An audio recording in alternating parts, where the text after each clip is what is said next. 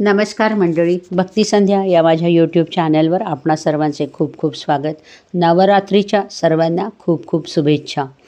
दुर्गा देवीने आज हे कालरात्री देवीचे रूप धारण केलेले आहे।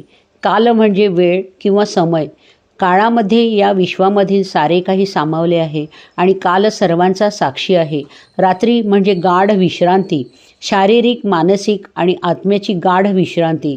विश्रांतीशिवाय आपण ताजेतवाने होऊ शकतो का?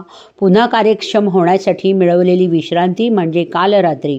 या देवीच्या शरीराचा रंग काळा असून देवीच्या डोक्यावरील केस विखुरलेले आहेत। कालरात्री या देवीचे हे रूप अतिशय भीतिदायक जरी असले तरी ही देवी शुभदायिनी आहे, म्हणूनच या देवीला शुभंकरी देवी असेही म्हणतात। या देवीला 4 भुजा असून एका भुजेची वरमुद्रा, दुसऱ्या भुजेची अभयमुद्रा आणि तिसऱ्या भुजेमध्ये लोखंडी कोयता, तर चौथ्या भुजेमध्ये कट्यार आहे। या देवीचे वाहन गाढव आहे। देवीच्या या 7व्या रूपाला आपण आज नमन करूया। आज या देवीने केशरी वस्त्र परिधान केलेले आहे। बोला कालरात्री माता की जय।